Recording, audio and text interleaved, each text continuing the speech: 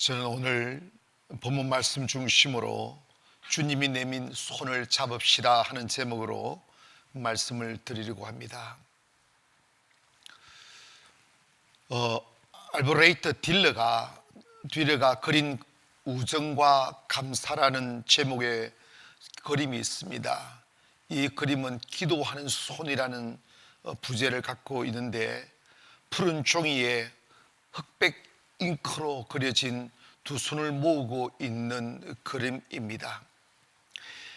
이 그림의 배경은 이렇습니다. 옛날 독일의 한 마을에 한스 나이스타인이라는 친구와 알브레이트 딜러라는 친구가 살고 있었습니다. 가난한 시골 동네에서 살던 이 두 친구는 그림 그리기를 정말 좋아했고 그림의 재능 또한 가지고 있었습니다. 이제 세월이 좀 지나서 이렇게 청년이 되어줄 쯤에 자기들이 이 시골에 있어서는 더 좋은 그림을 그릴 수 있는 공부를 할 수 없다는 것을 판단하여 두 사람이 약속했으면 우리가 그림 공부를 할 수 있는 도시로 나가서 그림 공부를 하자고. 막상 도시로 나가보니 생활비를 벌어야 했었고 돈이 없기에 두 친구가 약속을 했습니다. 그래서 한 친구는 공부를 하고, 공부하는 한 친구는 또 돈을 벌어서 또 한 친구를 그림 공부를 할 수 있도록 하자라고 약속을 합니다. 그래서 열심히 두 사람이, 한 사람은 일을 하고 한 사람은 그림을 그리기 시작했습니다.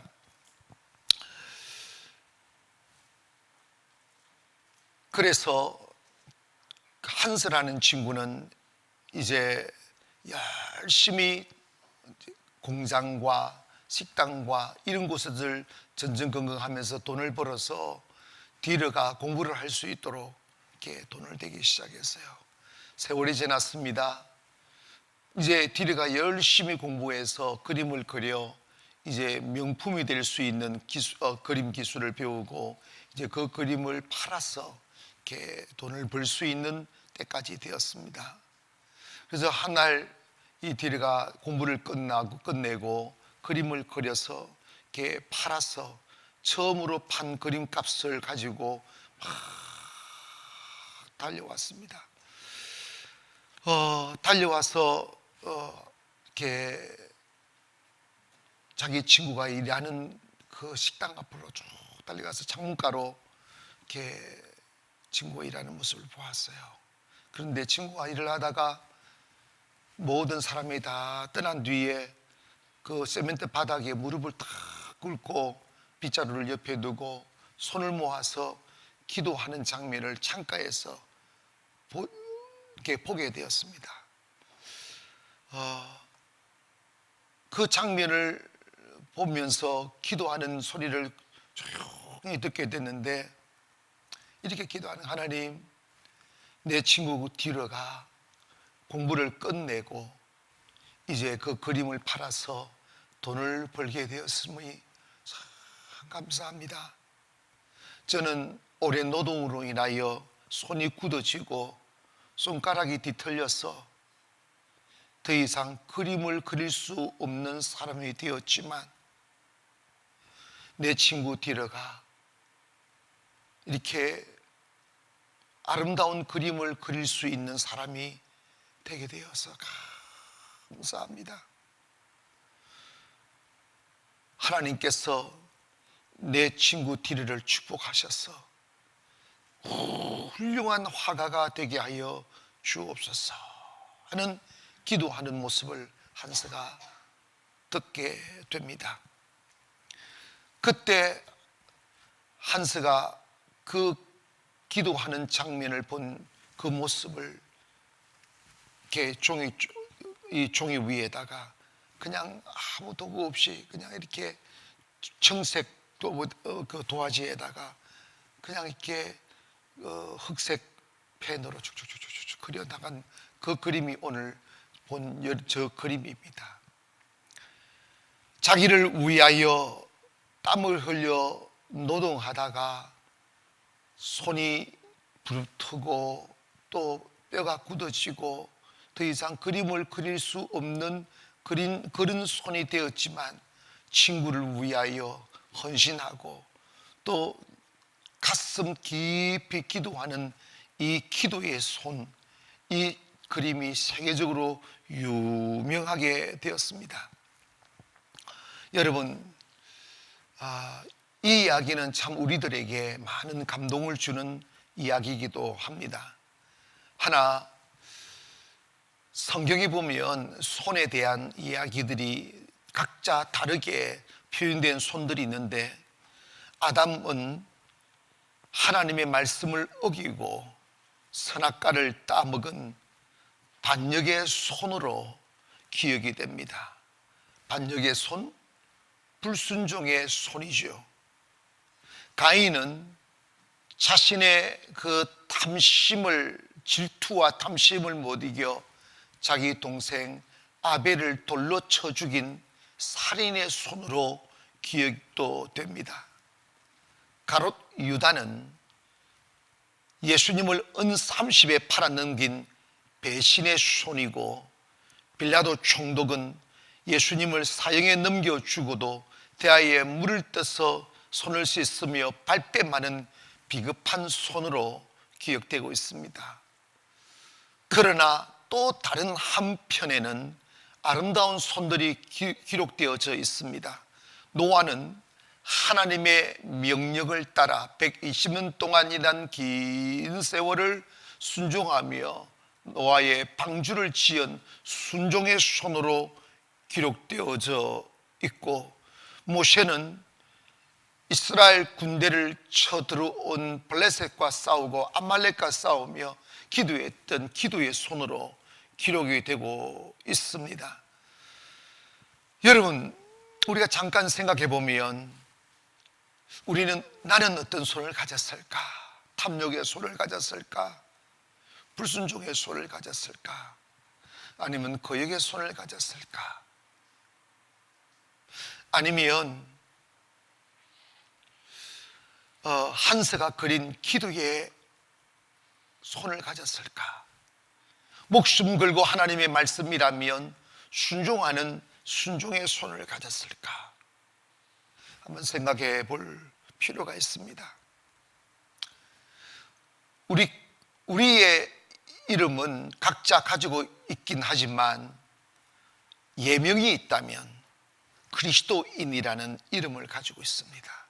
나는 I am a Christian 하는, 나는 그리스도의 사람입니다.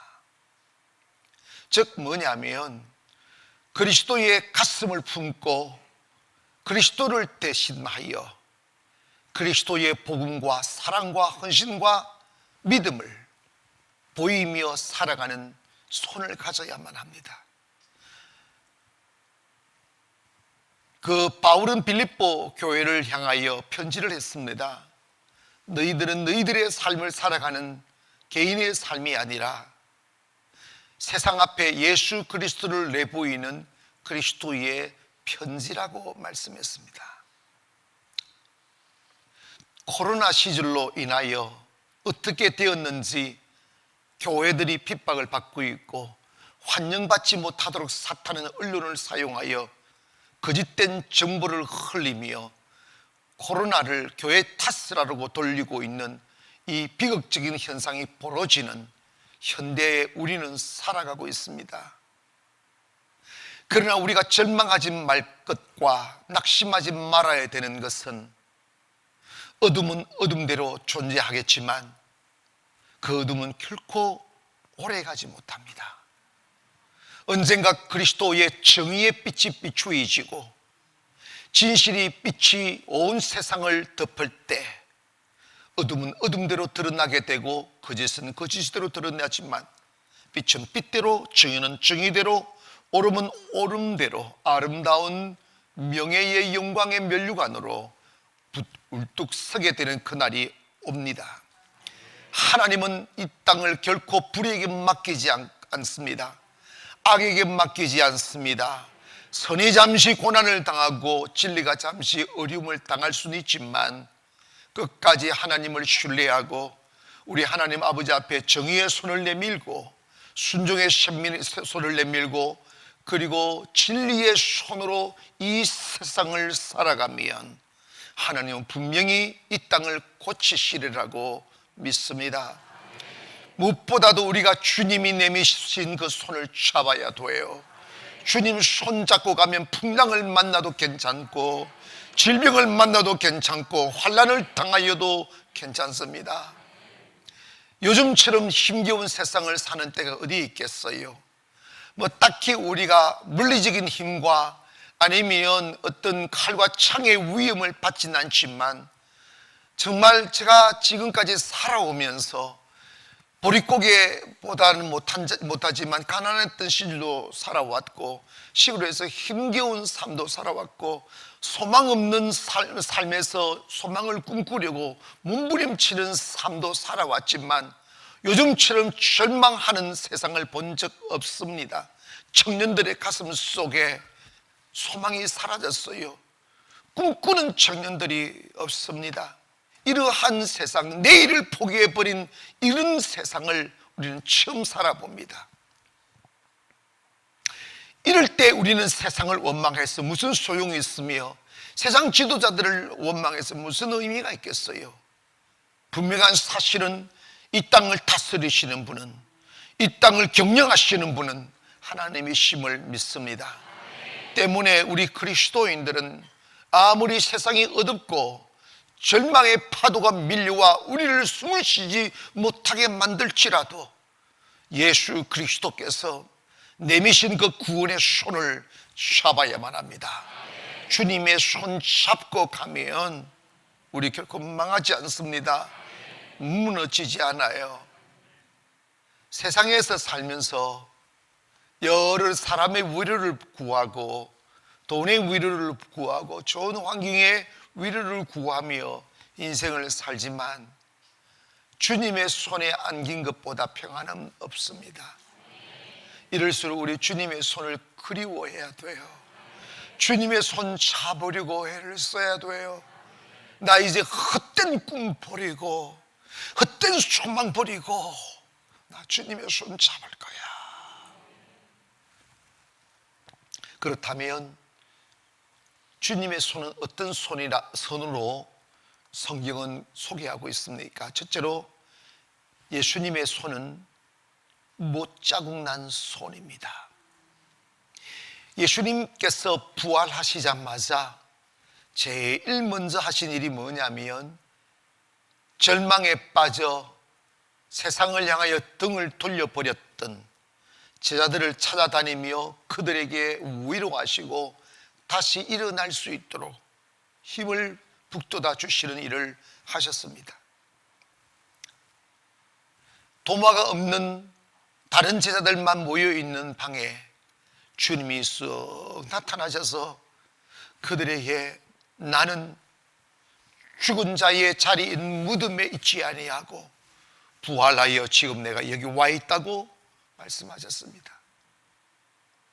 부활하신 예수님을 바라본 제자들은 처음에는 믿을 수 없는 광경이 벌어졌기에 의아해하고 의심도 하긴 했지만 예수님이 하시는 말씀을 듣다 보니 확실히 예수님이 죽음의 자리에서 부활하여 영원한 생명으로 서 있음을 보고 난 뒤 그들은 흥분하기 시작했습니다. 이야, 우리가 예수님 따라가는 게 맞았구나.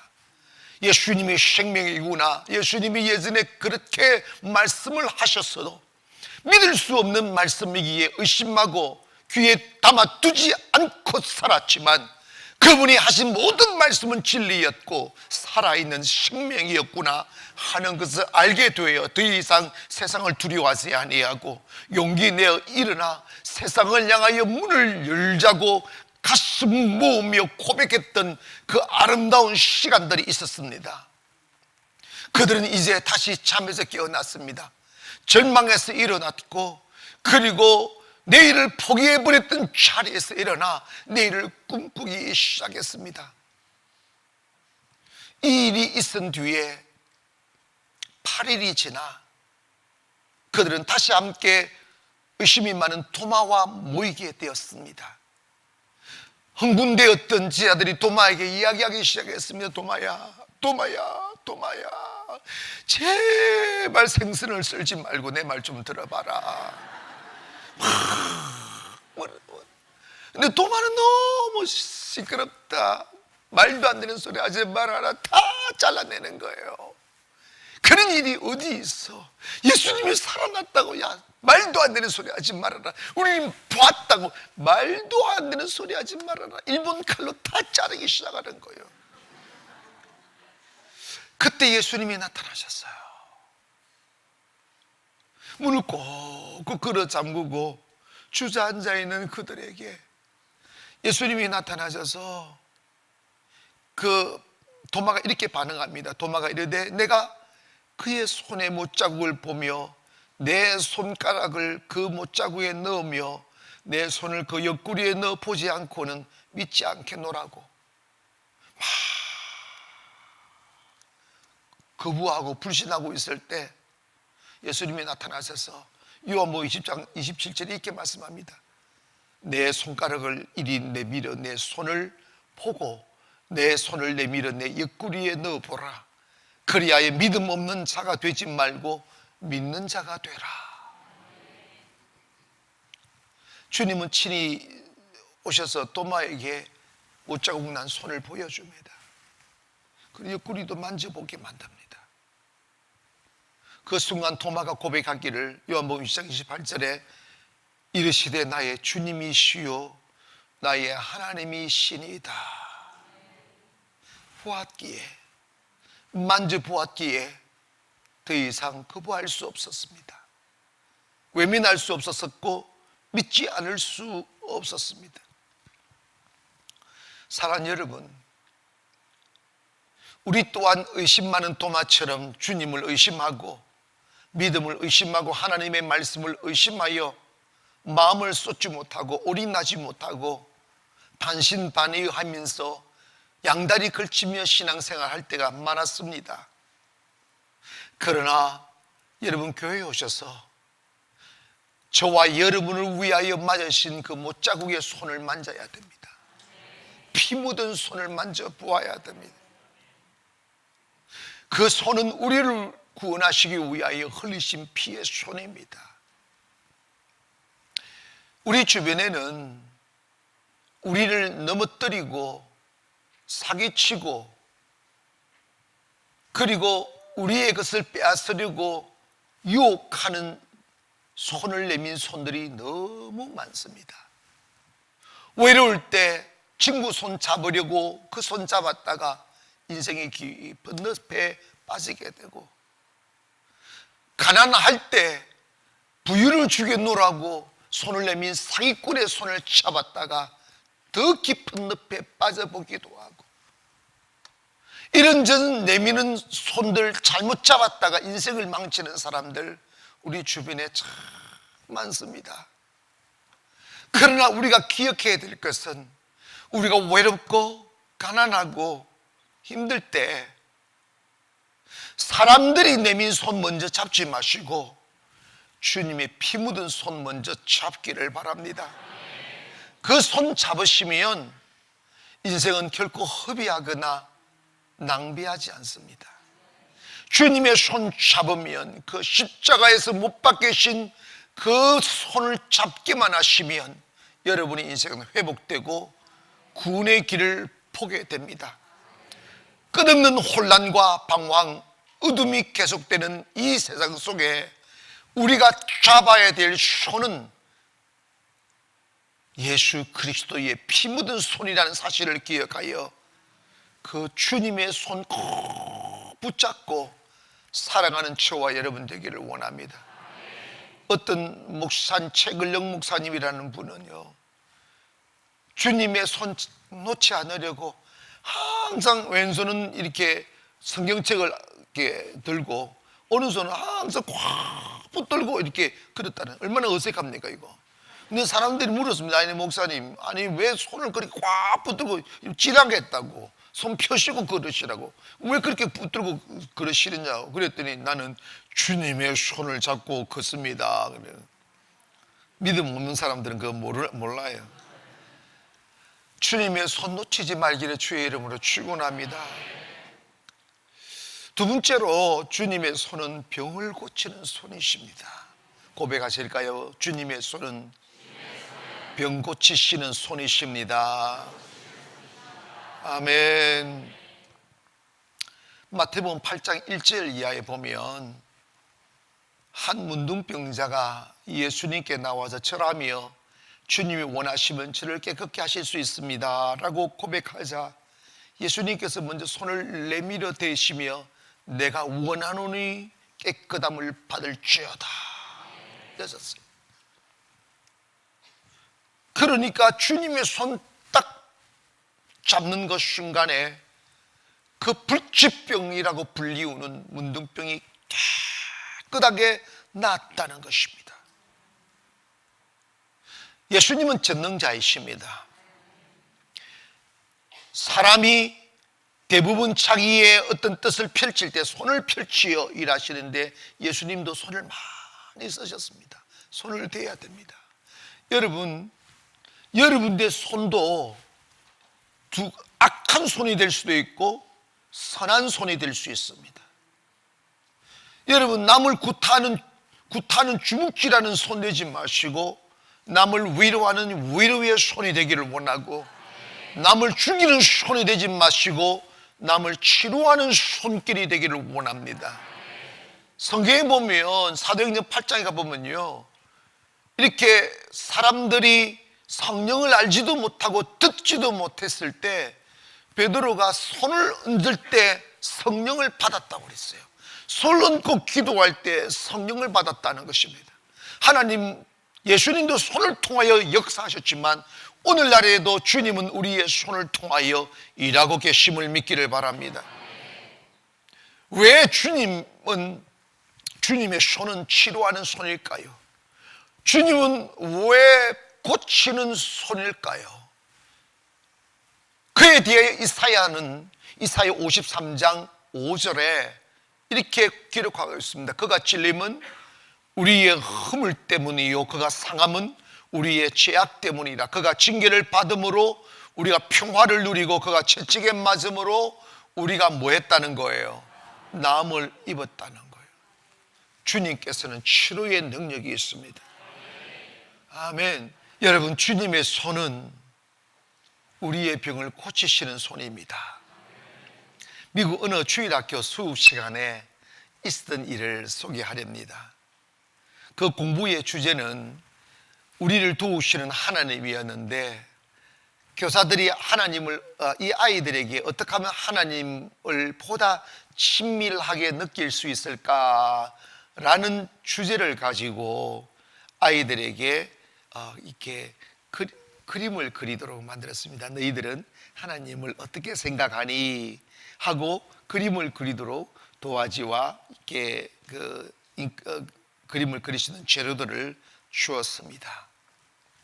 그림을 쭉 보다가 한 어린 아이의 특이한 그림에 발걸음을 멈추고 얘야 너 그림 참 신기하구나. 너 그림 그게 정말 어떤 그림이니? 라고 물었습니다. 그때 그 어린 아이가 막 흥분하면서 이야기했습니다. 저요? 이 그림은요 하면서 말을 이해가지 않고 있을 때 그 선생님 보니까 뭔가 그림을 쭉 이렇게 길게 그려놔가지고 이게 무슨 그림인지 몰라서 사실은 물었는데 이 아이를 용기를 주기 전에 이 그림 정말 멋있다. 그 무슨 손이니? 이렇게 물었더니 이 아이가 말하기를 저는요 하나님은 온 세상을 치료하시는 하나님이라고 생각해요. 그렇기 때문에 하나님의 손은 온 세상에 치료해야 되기 때문에 하나님의 손은 엄청 길 것 같아요. 그래서 이렇게 길게 만든 이것이 하나님의 손이에요 라고 말을 했다는 것입니다.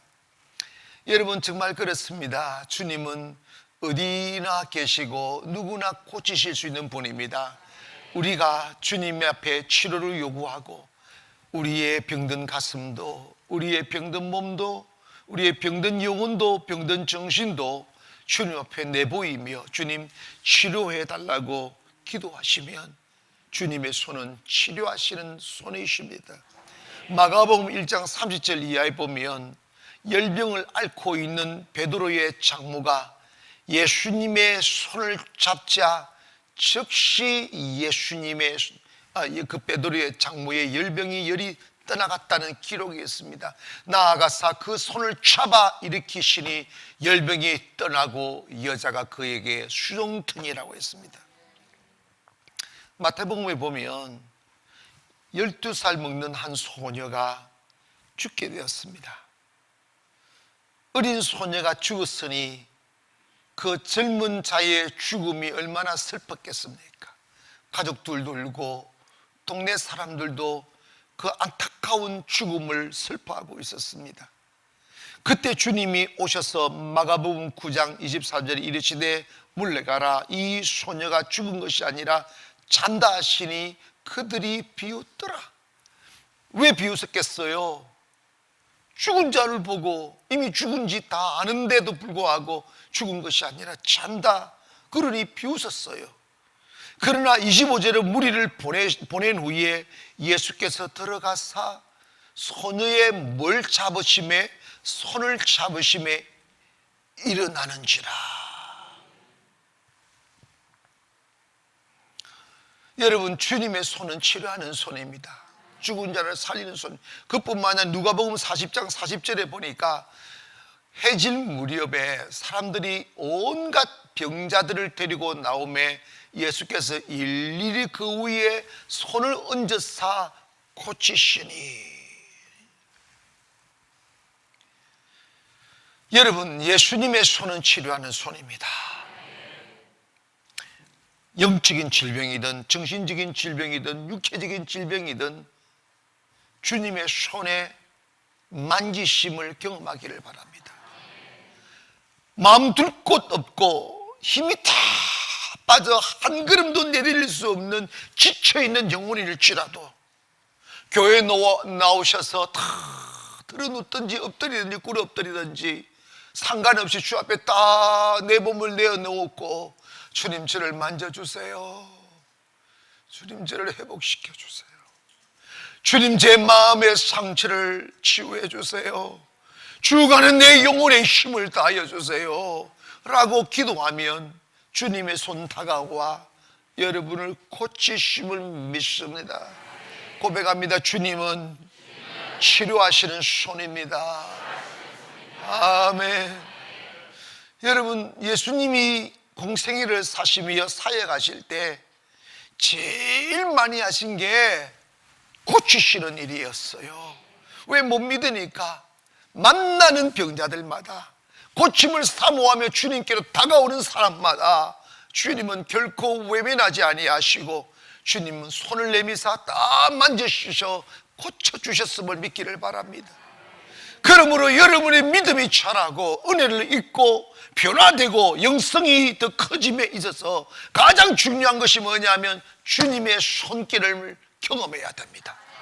하여 여러분의 불행과 절망과 무너짐을 그대로 내버려 두지 마시고 주님은 치료하는 손을 가지고 계시다는 것을 믿으셔서 여러분의 약함을 주님께 내어놓기를 바랍니다.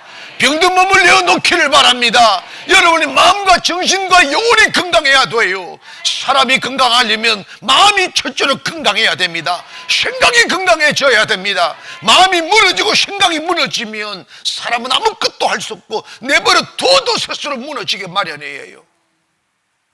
문제는 정신이 건강해야 돼요. 영혼이 건강해야 돼요. 그러기 위해서는 주님은 치료하신 하나님이시라고 믿으셔서 약함을 가지고 나아가 주님의 배 안기기를 원합니다. 그 주님의 손을 경험하게 되면 주님은 우리를 치료하는 손으로 다가와 우리를 건강하게 회복시켜 주실 줄 믿습니다. 마지막으로 주님의 손은 우리를 환난과 위험에서 건져주시는 손이십니다.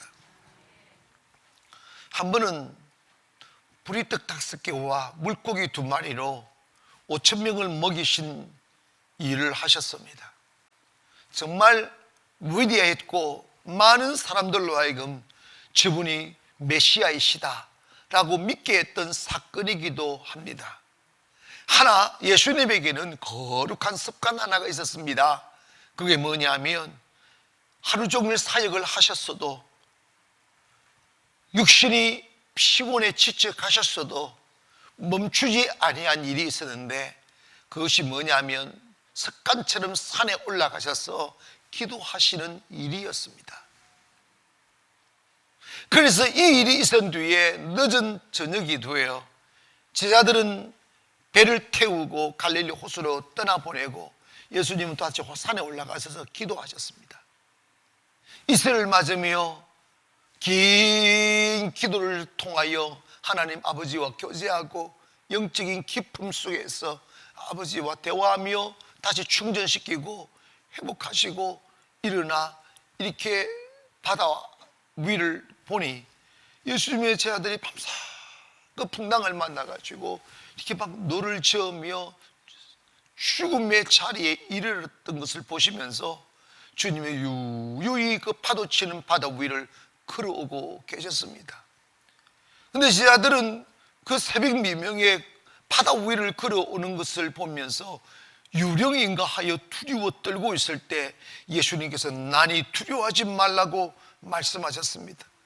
그러니까 그것을 본 베드로가 흥분하여 주님이 쉬거든 나도 걷게 하시라고 그랬더니 오냐 너도 걸어오너라 딱 하니까 베드로가, 여러분 믿음은요 정신을 놓아버리는 거예요. 아멘. 주님의 말씀에 그냥 마음을 놓아버리는 거예요. 뭐 그냥 그대로 하는 거예요. 그래서 베드로가 바다인지 뭔지 모르고 벌쩍 뛰어내려가지고 예수님이라는 그 소식에 흥분돼서 미쳐버려가지고 주님만 바라보며 걸었을 때 세상에 놀라운 일이 벌어졌어요. 그게 뭐냐면 베드로가 바다 위를 걷고 있는 거예요. 그런데 한참 걷다 보니까 베드로가 정신이 돌아왔어요. 어머나, 내가 지금 무슨 짓을 하고 있지? 딱 깊은 바다와 능실거리는 파도를 바라보는 그 순간에 이성의 잠이 깨어난 거예요. 어머나, 바다를 바라보는 순간 믿음의 혈육이 탁 떨어져 버리고, 어머나, 내가 걸을 수 없는 곳을 걷고 있는구나. 여러분, 저는 곰곰이 한번 생각해 봤어요. 믿음은 뭘까? 믿음은 그냥 말씀에 미쳐버리는 거예요. 현실을 보는 눈은 다 어두워져 버리고 주님만을 볼 수밖에 없는 외눈을 가져야 됩니다. 아멘.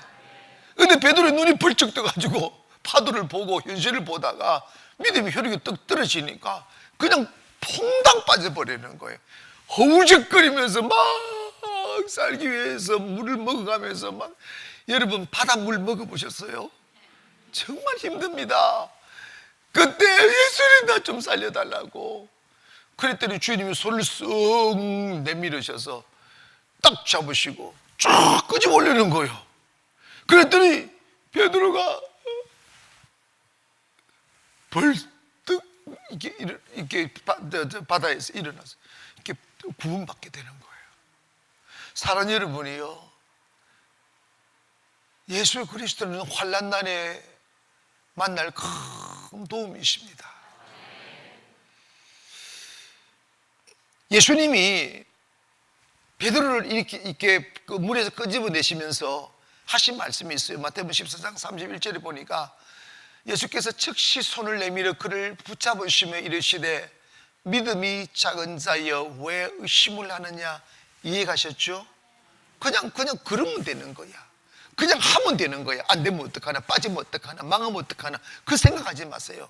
하나님의 말씀은요 절대 주석을 달면 안 돼요. 아멘. 목사님, 그럼 주석가들은 나쁜 사람이, 그런 주석 말고 여러분 믿음 없는 주석, 이성의 주석 달지 마세요.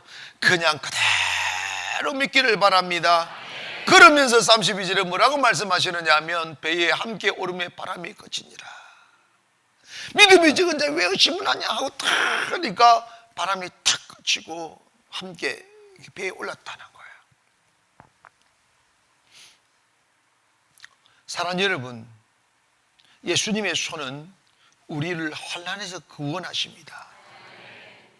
사망의 음침한 골짜기에서 우리를 구원하십니다. 위기에서 구원하십니다. 저도 살다가 참 가슴이 답답하고 살 길이 없는, 소망이 끊어져 버린 상황들을 저는 많이 경험했습니다. 주님을 믿는 믿음이 없을 때에는 너무 불안했어요. 정말 두려웠습니다. 나 살아야 되고 나 살고 싶은데 살 소망이 없는 순간을 만나보니까 가슴이 너무 답답해요. 삶이 너무 슬펐습니다. 저 산을 넘어야 되는데 산을 오를 힘이 없어요. 저 강을 건너야 하는데 배를 띄울 배도 없고 노도 없고 아무것도 없는 해관이 물결치는 성난 물결을 일으키며 흘러가는 강가에서 절망해하며 어쩔 줄 몰라 방황하며 통증을 느끼는 가슴으로 그친 숨을 쉬었던 그 시간들이 참 많았습니다. 사람을 봐도 희망이 없고 동서남북을 봐도 소망이 없는 때가 많았습니다. 그렇게 그친 숨을 쉬고 또 쉬고 쉬면서 조금씩 우리의 육의 눈이 어두워지고 이제 주님을 바라보지 아니하면 소망이 없는 절망 앞에 서게 되니까 하나님께서 우리 깊음 속에서 믿음의 싹을 틔우시더라고요. 이렇게 주님을 볼 수 있는 소망의 눈의 싹을 틔우시더라고요. 사랑하는 여러분, 우리 그리스도인들에게 있어서 가장 위대한 순간이 언제이냐면 세상의 위기 앞에 섰을 때 조금이나마 그 위기를 극복할 수 있는 소망이 세상에 있는 사람들은 더 긴 고통을 당하고 더 깊은 근심과 슬픔을 만나게 됩니다. 그러나 언제가 그 절망과 고통이 끝나는 시간이냐? 주님을 볼 수 있는 그날. 세상의 모든 슬픔이 끝나고 잘못된 믿음이 끝나고 이제 주님을 바라보는 길밖에 없구나 하며 우리 가슴 깊은 곳에서 주님만 볼 수 있는 그 믿음의 씨앗 하나가 쫙 자라나면 그것이 우리의 고통의 끝입니다. 그것이 우리의 절망의 끝입니다. 여러분, 우리가 이 세상이 아무리 힘들고 어렵고 절망이라 할지라도 오직 주님만을 바라볼 수 있는 외눈 하나만 가질 수 있다면 이 세상 이길 수 있어요. 우리가 왜 방황합니까? 왜 절망합니까? 왜 주저앉습니까? 그 이유는 딱 하나예요. 우리의 현실이 너무 힘들어서가 아니라 우리가 주님만 바라보는 한 눈만 가져야 되는데 한 눈은 세상을 보고 한 눈은 주님을 보기에 양눈으로 세상을 보기에 여러분 우리는 지금도 힘든 거예요. 가장 위대한 순간이 뭐냐? 주님만 바라볼 수 있는 하나의 눈을 가질 때 그때가 가장 위대한 순간입니다. 사랑하는 여러분, 하나님은 지금도 전능자이십니다. 히브리서 보면 13장 예수 그리스도는 어제나 오늘이나 영원토록 the same, 동일하다. 여전히 피 묻은 손으로 우리를 만지고 계시며 여전히 주님 우리를 치료한 손으로 서 계시며 여전히 주님 우리를 위험에서 구원해 준 구원의 손을 펼치고 계심을 믿기를 바랍니다. 시편 50편 15절에 보면 환난 날에 나를 풀어라. 내가 너를 건지리니 내가 나를 영화롭게 하리라. 사랑하는 여러분, 지금도 주님은 우리를 구원하기를 원하십니다. 지금도 우리를 치유하시기를 원하십니다. 지금 이 땅이 코로나가 만연하고 어떻게 가면 갈수록 우리는 150명대 엄청 위기라고 했습니다. 500명대는요 이제는 팬데믹 어떻게 할 수가 없다고 온 나라가 얼어붙었습니다. 그렇게 옥조이고 그렇게 위협하고 그렇게 격리하면서 조심했지만 이제는 걷잡을 수 없어서 1000명대로 늘어갑니다. 1500명, 1600명대로 늘어가고 있습니다.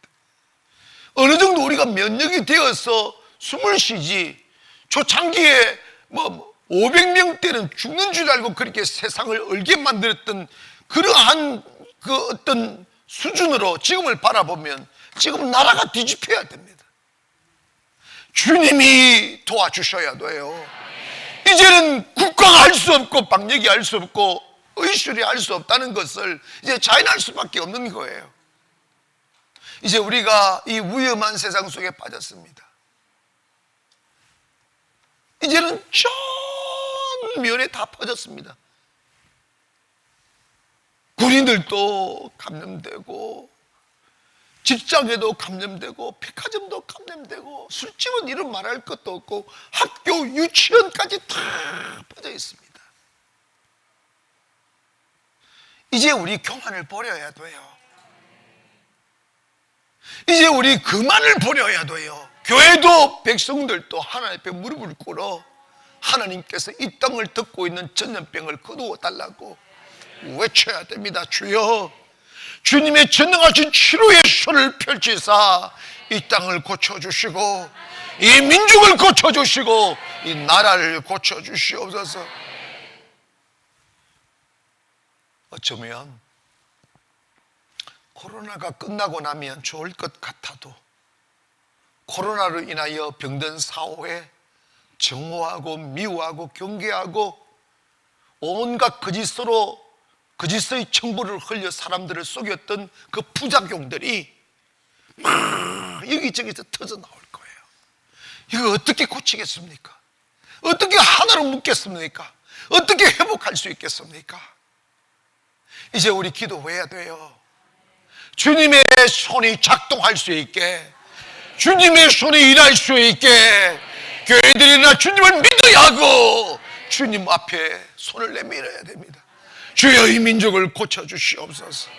주여, 이 교회들을 고쳐주시고 이 나라와 이 백성들을 주님 고쳐달라고 기도하여 회복의 역사가 일어나기를 원하며 치유의 광신이 비추어지기를 원하며 하나님이 일어나셔서 우리 대한민국 다시 일으키셔서 다시 꽃피게 하시고 다시 온 세상을 향하여 날아오르게 하시고 선교 강국으로 만들어 달라고 기도하는 저와 여러분 되기를 원합니다. 아무쪼록 저와 여러분 마저도 절망하면 안 돼요. 믿음을 가지시기를 원합니다. 주님의 손 앞에 여러분의 몸을 내맡기십시오. 주여, 고쳐주시고 이 위기에서 구원해 주시고 주여, 생명의 그 향기로움으로 이 세상을 덮으셔서 절망에 빠진 우리 대한민국을 다시 살리시고 세계를 살려달라고 주님이 내미신 손 잡으시기를 주의 이름으로 축원합니다.